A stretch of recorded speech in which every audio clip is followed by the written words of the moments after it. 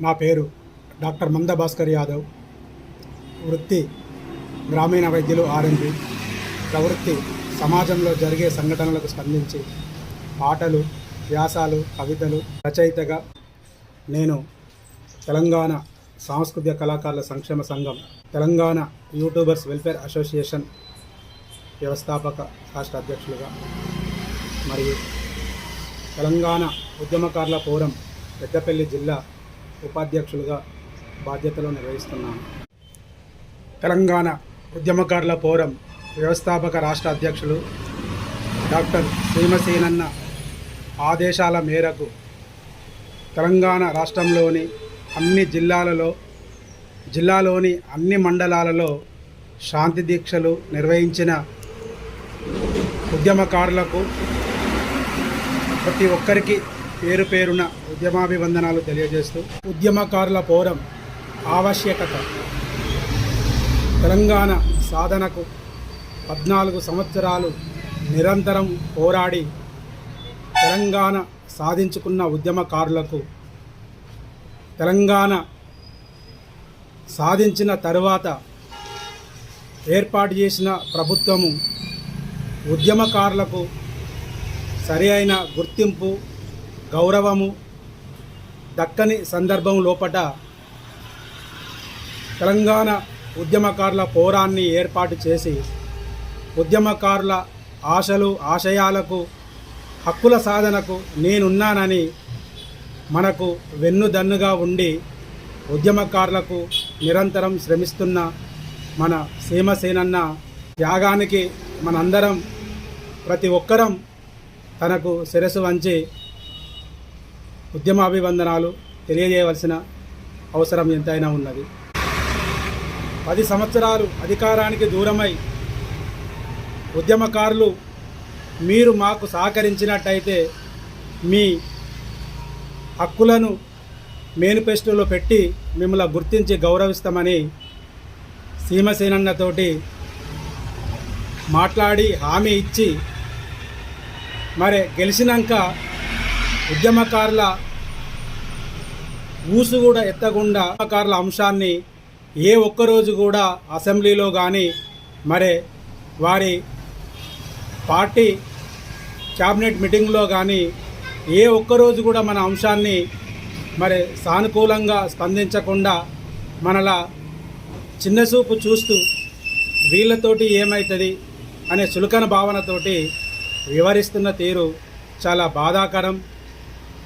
ఇప్పటికైనా ఉద్యమకారులను గుర్తించి మీరు ఇచ్చిన హామీ,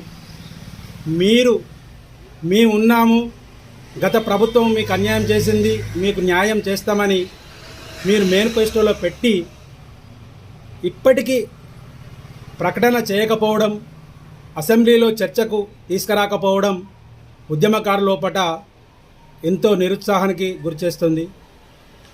మరి దయచేసి ఉద్యమకారుల సహనాన్ని పరీక్షించకండి. ఉద్యమకారులు తెలంగాణ సాధనకు ఏ విధంగా పోరాడినరో సమాజానికి తెలుసు. మరో ఉద్యమానికి నాంది పలకకుండా మీరు తక్షణమే ఉద్యమకారులను వారిని గుర్తించి గౌరవించి న్యాయం చేయాలని ఉద్యమకారులందరూ ఎదురు చూస్తున్నారు.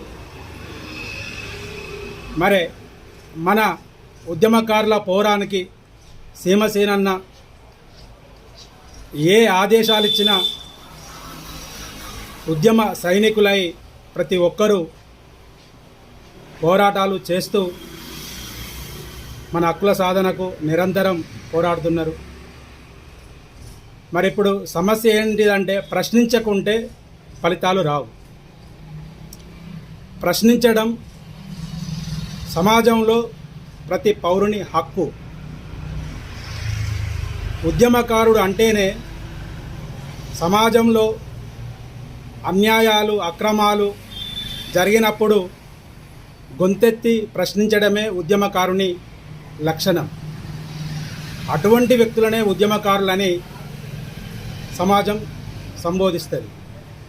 మరే ఇక్కడ సందర్భం ఉద్యమకారులకే అన్యాయం జరిగినప్పుడు కూడా మనము స్పందించకుంటే హక్కులను సాధించుకోవడానికి ప్రభుత్వాన్ని ప్రశ్నించకుండా మరి ఫలితాలు సాధించడం సాధ్యమా?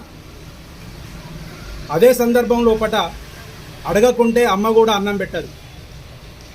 కాబట్టి ఖచ్చితంగా ప్రభుత్వాన్ని ప్రశ్నించాలి, నిలదీయాలి. మన హక్కులు సాధించేదాకా మన పోరాటాలు ఆపకూడదు.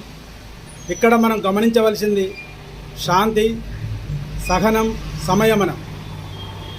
దీనిని దృష్టిలో పెట్టుకొని మన హక్కులు సాధించే వరకు ప్రతి ఒక్కరు సైనికులై సీమసేనన్న ఆదేశాలకు పాటిస్తూ సైనికుల్లాగా మనందరం మన హక్కులను సాధించుకుందాం. జై ఉద్యమకారుడా, జై జై ఉద్యమకారుడా.